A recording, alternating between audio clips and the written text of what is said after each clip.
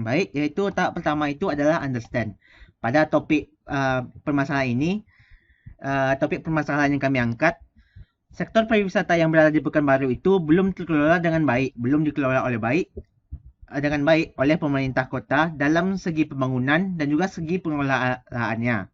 Padahal sektor pariwisata ini merupakan salah satu hal yang dapat menjadi suatu penyumbang untuk meningkatkan perekonomian di kota Pekanbaru ini. Akan tetapi, dalam beberapa tahun terakhir, baik dalam segi pembangunan dan juga dalam segi pengembangan, banyak sektor wisata yang berada di Pekanbaru dan sekitarnya ini terlihat perubahan-perubahan yang telah terjadi.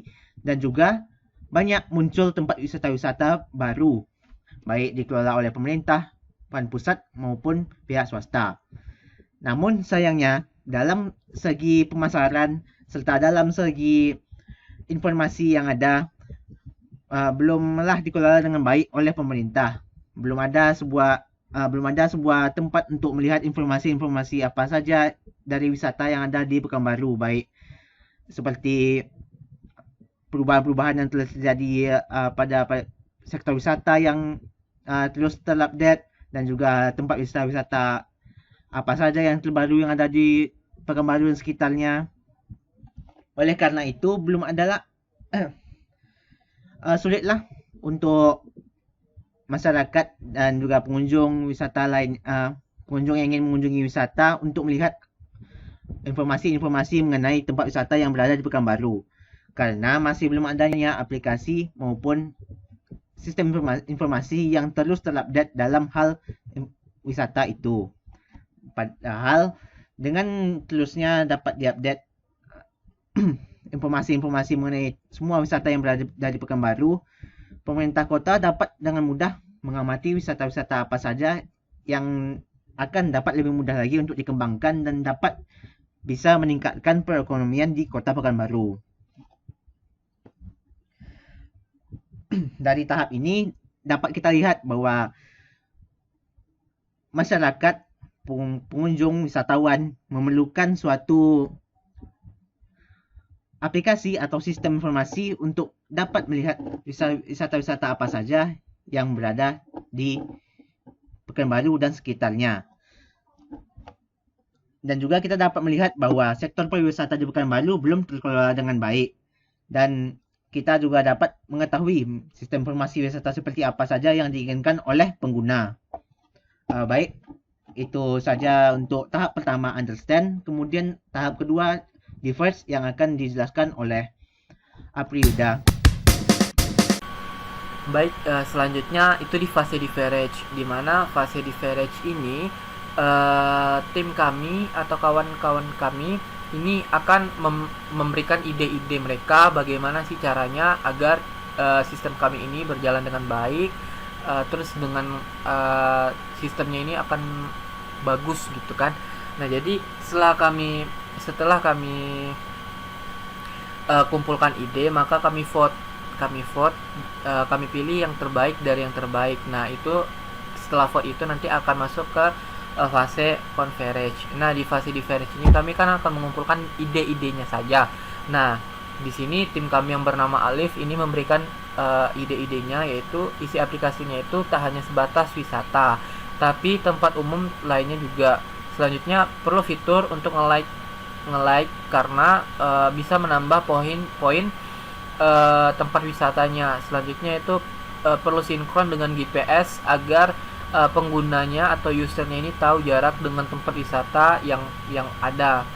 Selanjutnya, pengguna ini tidak mesti login karena aksesnya itu terlihat ribet. Nah, itu untuk opsi dan ide dari tim kami yang bernama Alif. Selanjutnya, tim kami yang bernama Afrian ini memberikan opsi atau idenya, yaitu untuk dapat mengelola informasi wisata yang baik, diperlukan tim yang khusus untuk mengelolanya. Nah, selanjutnya dalam model aplikasinya berbasis Android karena mudah digunakan dan banyak orang yang akan memilikinya. Selanjutnya, untuk mengadakan promosi mulai dari RT, RW tentang aplikasi ini agar sistem kami ini dapat diketahui oleh warga Kota Pekanbaru. Selanjutnya, tim kami yang bernama Agit memberikan ide atau opsinya, yaitu sistem akan membuat tempat ibadah yang berada di sekitar wisata maupun tidak berdekatan di lokasi wisata agar mudah mencari tempat ibadah ketika berwisata. Selanjutnya, sistem ini tak hanya sebatas melihat tempat wisata, akan tetapi bagusnya bisa juga memesan tiket tempat wisatanya. Selanjutnya, tambahkan filter untuk kategori tempat wisatanya. Nah, itu merupakan opsi atau ide dari tim yang bernama Agit. Selanjutnya, tim kami yang bernama Apri itu memberikan opsi atau ide, yaitu tambahkan fitur laporan atau komentar agar terjadi komunikasi dua arah. Selanjutnya, untuk tempat wisatanya kita cari tempat yang paling banyak dikunjungin Pekanbaru. Selanjutnya itu tambahkan fitur petunjuk arah seperti yang di Google Maps untuk mempermudah usernya. Nah, itu dari tim kami yang bernama Apri itu memberikan ide atau opsinya. Selanjutnya, tim kami yang bernama Yudi ini memberikan opsi atau idenya, yaitu sistem memerlukan registrasi dan login agar ketika memberikan komentar atau laporan tercantum itu dari siapa. Selanjutnya itu sistem loginnya akan sistem loginnya itu memakai email dan password, karena email sudah umum digunakan sehingga user ini akan terbiasa. Selanjutnya itu perlu tidak sisi admin data untuk merubah data. Kalau perlu untuk adminnya versi web aja halaman kelola datanya. Nah, itu opsi dari dari tim-tim kami. Selanjutnya masuk di fase coverage.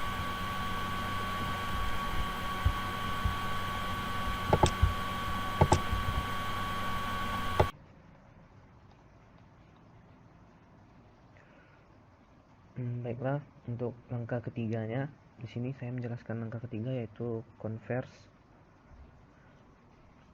Untuk converse sendiri ini adalah lanjutan dari diverse. Setelah mengumpulkan ide-ide, kami mengumpulkan ide-ide, lalu sekarang itu kami mempersempit lagi ide-ide kami menjadi sebuah pilihan dalam bentuk storyboard yang lengkap. Sini kami menggunakan Infinity Map juga. Yang pertama itu Infinity Map login. User itu masuk ke halaman aplikasi. User akan diarahkan ke halaman login. Itu ada tas login dan registrasi. Untuk registrasi perlu menekan tombol create account untuk ke registrasi.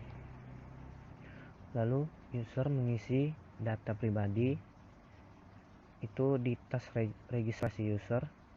Setelah itu user tekan tombol registrasi dan akan diarahkan ke halaman login. Nah, setelah itu user mengisi data login. Ini berada di user perlu menekan tombol login untuk ke halaman dashboard. Nah, lalu yang kedua itu Infinity Map tempat wisata. User membuka menu. Menunya itu di dalam tas kategori tempat, favorit, riwayat pembelian, ajukan wisata, pengaturan akun, dan logout. Nah, di sini user perlu menekan tombol kategori tempat wisata. Setelah ditekan itu ke tas tampilan yang telah diklik dari kategori 6 kategori tadi. User menekan salah satu tempat dan akan tampil deskripsi dari tempat tersebut. Lalu Infinity Map yang ketiga itu adalah melihat tempat wisata.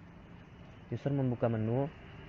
Nah, di sini user menekan tombol kategori tempat, tekan kata untuk kategori tempat.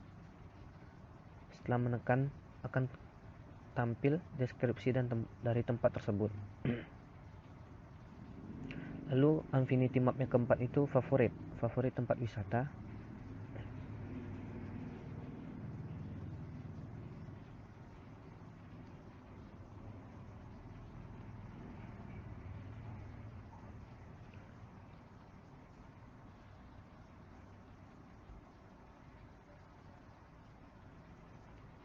Nah, favorit tempat wisata, user menekan kategori tempat, melihat kategori tempat yang ada. Setelah itu user menekan salah satu kategori tempat tersebut, tempat yang ada, lalu melihat tempat yang ada di dalam aplikasi. Setelah itu user menekan salah satu tempatnya, deskripsi tempat, akan dialihkan ke deskripsi tempat. Di tas melihat peta, beli tiket, favorit tempat. Nah, user menekan favorit tempat untuk menambahkannya ke favorit wisata. Lalu yang kelima, Infinity map pemesanan tiket.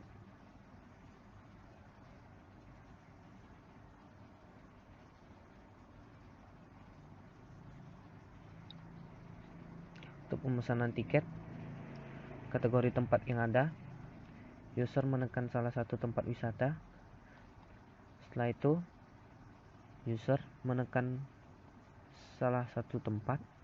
Setelah dilihat deskripsi tempatnya, ada tools beli tiket. Nah, di situ user perlu menekan beli tiket untuk membeli tiket tersebut. Lalu Infinity yang kelima, yang keenam maksud saya, Infinity Map melihat tempat yang difavoritkan. Nah, ini di menu itu ada kategori tempat favorit, riwayat pembelian, ajukan wisata. Nah, di sini perlu menekan tombol favorit dan akan muncul tempat yang difavoritkan. Lalu Infinity selanjutnya yang ketujuh itu Infinity melihat riwayat pembelian. User ada 6 menu. User menekan tombol riwayat pembelian. Setelah itu akan menampilkan semua riwayat pembelian. User menekan salah satu riwayat dan akan tampil riwayat dari pembelian tersebut. Lalu Infinity selanjutnya itu Infinity mengajukan map tempat wisata. User membuka menu. User perlu menekan tombol ajukan ke ajukan. Di sini user mengisi data yang diperlukan dari tempat wisata yang ingin diajukan. Lalu user menekan ajukan dan pengajuan akan diproses. Lalu Infinity Map yang ke-9 itu mengedit akun. User membuka menu. User menekan tombol pengaturan akun.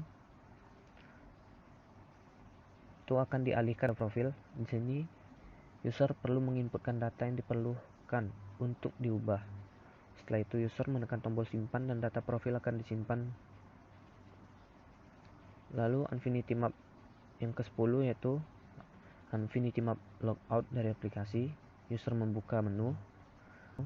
User perlu menekan tombol logout dan akan diarahkan kembali ke halaman login. Baiklah, untuk prototipenya akan dijelaskan oleh teman saya. Lanjut pada baiklah, saya akan melanjutkan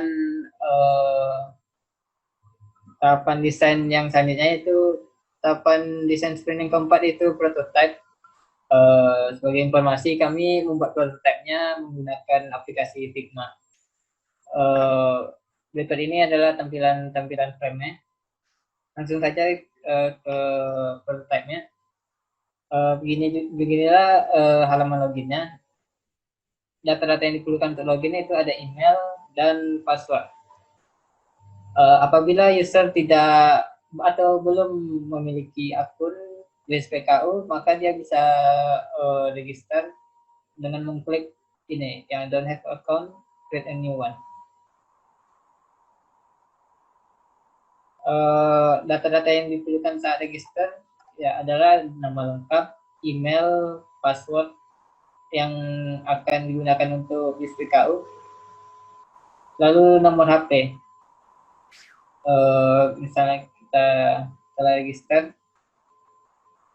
akun kita telah terdaftar, namun terlebih dahulu kita harus melakukan verifikasi yang linknya dikirimkan ke alamat email yang telah dimasukkan tadi. Kita kembali ke halaman login.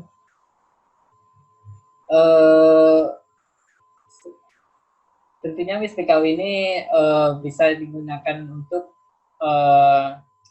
para pemilik tempat wisata. Apabila kita seorang pemilik tempat wisata, kita akan mengklik tulisan yang paling bawah, itu untuk mengajukan tempat wisatanya. Berikut ini form pengajuannya. Yang dibutuhkan adalah nama pemilik, email, nomor HP, nama tempat wisatanya, alamat, deskripsi tentang tempat wisatanya, lalu gambar-gambar tempat wisatanya. Saat kita mengklik ajukan, kita akan disuruh tunggu beberapa hari dan akan dihubungi melalui email dan nomor HP apabila pegawai akan melakukan survei pada tempat wisata kita. Kita coba untuk login ke WISPKU. Beginilah halaman depan dari WISPKU. Pada bagian paling atas itu ada tempat untuk rekomendasinya. Jadi apabila kita mengklik gambar tempat itu, misalnya ini adalah Asia Farm, kita akan diarahkan ke halaman tentang tempat wisata tersebut. Pada halaman detail tempat wisata ini ada namanya, alamat, lalu ada harga tiket apabila ini adalah tempat wisata, lalu ada deskripsinya. Kita kembali lagi ke halaman depan. Selain tempat rekomendasi itu ada kategori-kategori tempat lainnya. Kategori tempat yang ada di dalam aplikasi ini, yang pertama itu destinasi wisata, hotel, restoran, mall, tempat ibadah, dan SPBU. Lalu ada sidebar-nya. Sidebar ini terdiri dari tentang akunnya. Kita bisa mengatur pengaturan akun untuk mengedit atau mengubah data kita, untuk mengubah nama, email, nomor HP, dan password. Lalu ada menu dalam sidebar itu ada home, kategori tempat, favorit, lalu riwayat pembelian. Apabila kita mengklik home, maka akan kembali ke halaman depan. Apabila kita pertama kita lihat dulu di kategori-kategori tadi. Apabila kita mengklik misalnya ini adalah destinasi wisata, kita akan diarahkan ke halaman tempat-tempat yang termasuk ke dalam kategori destinasi wisata. Seperti ini halamannya. Begitu pula apabila kita klik back, maka kita akan diarahkan ke halaman kategori tempat yang lebih besar, yaitu ada destinasi wisata tadi. Lalu apabila contohnya kita akan mengklik mall, maka yang muncul adalah halaman tempat, yaitu mall, dari kategori mall, yang terdiri dari namanya, lalu ada alamatnya. Seperti ini menu kategori tempat tadi.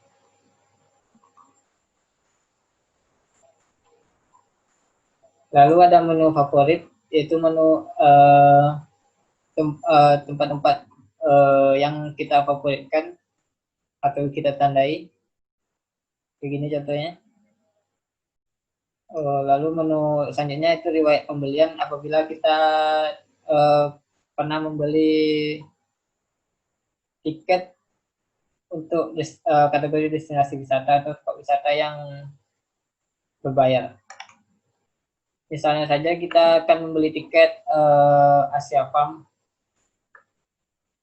Nah, pada Asia Farm ini kita dapat juga untuk melihat di mana tempat dari suatu tempat wisata dengan cara mengklik ini. Nantinya map ini akan terintegrasi dengan Google Maps yang pastinya akan bisa langsung diarahkan dengan menu dari Google Maps sendiri untuk mengetahui berapa jarak atau dari mana jalan yang akan ditempuh dari tempat atau rumah kita ke tempat wisata.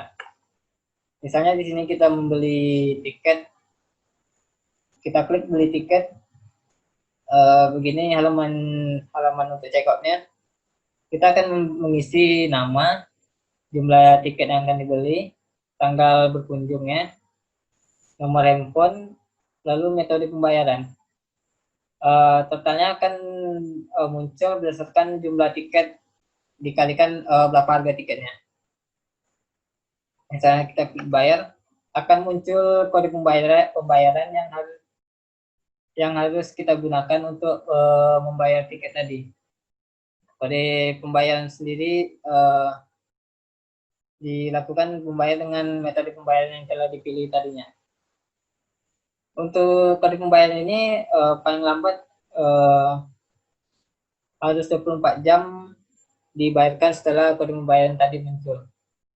Apabila lebih dari 24 jam maka pembelian akan otomatis dibatalkan. Akan muncul juga nomor pesanannya, yang nomor pesanan ini akan digunakan saat kita berada di tempat wisatanya itu, kita akan menunjukkan nomor pesanannya untuk ditukarkan dengan tiket fisiknya. Apabila kita back, kita akan diarahkan ke riwayat pembelian seperti ini. Begini riwayat pembeliannya, apabila kita klik akan menunjukkan detail pesanan kita tadi. Misalnya dibeli pada tanggal ini, nama kita dipesan oleh, jenis pembayarannya, jumlah tiket, dan status pembayarannya akan muncul juga. Apabila kita belum membayar maka akan muncul belum dibayar. Begitu juga sebaliknya, apabila sudah bayar akan muncul sudah dibayar. Dari detail pesanan ini kita bisa juga untuk apabila kita lupa nomor kode bookingnya, kita bisa bayar melalui di sini.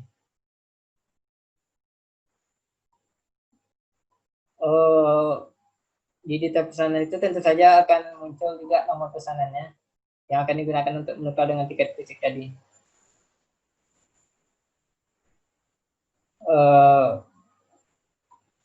Untuk kategori tempatnya kita bisa lihat ada destinasi wisata, hotel, restoran, mall, dan tempat ibadah. Ini contoh destinasi wisata.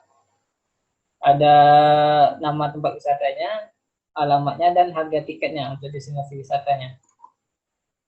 Lalu hotel, ada nama hotel dan alamatnya. Untuk restoran ada nama, alamat, sama juga. Tempat ibadah, nama tempat ibadahnya misalnya masjid atau gereja, misalnya gereja Katolik Santa Maria, dan alamatnya. Begitu pula SPBU.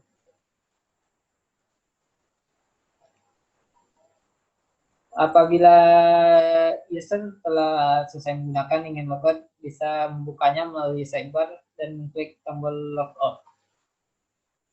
Dan akan diarahkan kembali ke halaman login. Begitu saja presentasi dari tahapan prototype. Terima kasih. Baik, di sini saya akan menjelaskan tahap kelima dari desain sprint, yaitu validate and test. Di fase ini, kita akan test prototype yang telah dibuat pada tahap keempat dan akan kita tes kepada beberapa pengguna. Yang pertama, kami melakukan SUS atau System Usability Scan. Dalam melakukan kuesioner SUS ini, kami membuat beberapa pertanyaan, yaitu ini terdiri dari 10 pertanyaan, dan berikut pertanyaannya. Dan dengan tentang penilaian, sangat setuju pada poin 1 dan sangat setuju pada poin 5. Ini ialah rentang penilaian dari user testing menggunakan SUS. Selanjutnya kami melakukan kuesioner ini menggunakan Google Form. Di sini kami membuatkan pertanyaannya dan kami mendapatkan beberapa responden. Setelah itu, datanya kita hitung secara otomatis menggunakan aplikasi yang ada di Excel. Jadi kita tinggal masuki aja datanya sesuai yang kita dapat di Google Form tadi, dan kita dapatkan yang rata-rata hasil akhir dari situsnya, yaitu 109.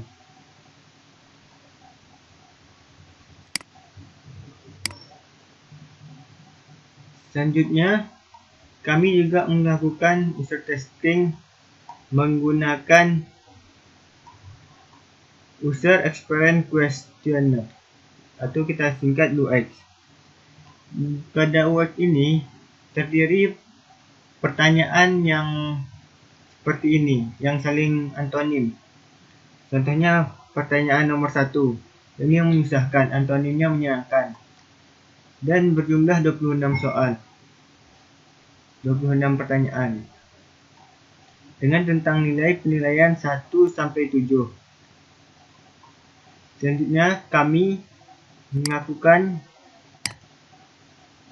kuesionernya menggunakan Google Form juga.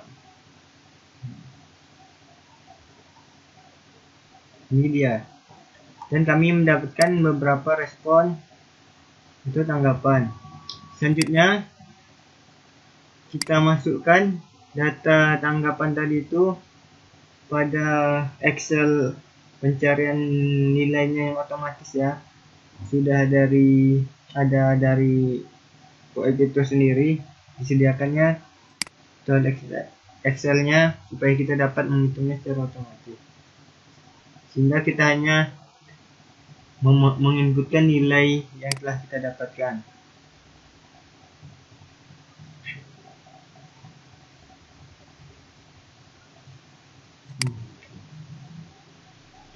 Data kuesioner tadi kita masukkan ke data ini dan kemudian kita dapat melihat hasilnya.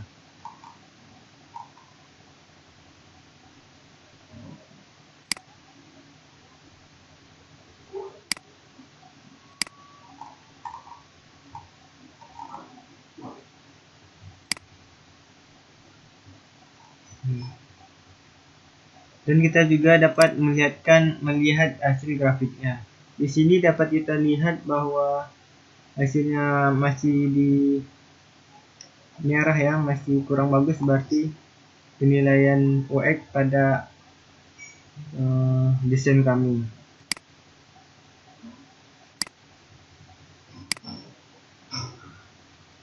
Baik, itulah user testing yang telah kami lakukan. Selanjutnya, kami menganalisa dan mempelajari hasilnya sehingga kami berkesimpulan, yaitu berdasarkan penilaian SUS yang dilakukan dapatkan rata-rata akhir yang memuaskan, yakni dari 26 responden skornya adalah 109. Sedangkan penilaian UX mendapatkan grafik penilaian yang kurang memuaskan. Oleh karena itu kami berkesimpulan bahwa penilaian UX sangatlah detail karena terdiri dari 26 pertanyaan yang berlawanan, sehingga penilaian terhadap desain kami kurang memenuhi dari kriteria pertanyaan tersebut. Dan proses desain sprint ini merupakan, dan kami berkesimpulan proses desain sprint ini merupakan metode yang sangat bagus dalam mendesain suatu aplikasi atau sistem, dikarenakan prosesnya terdiri dari tahap-tahapan yang saling berkaitan dan mudah untuk dipelajari. Baik, inilah tahapan kelima dari desain sprint yang kami lakukan.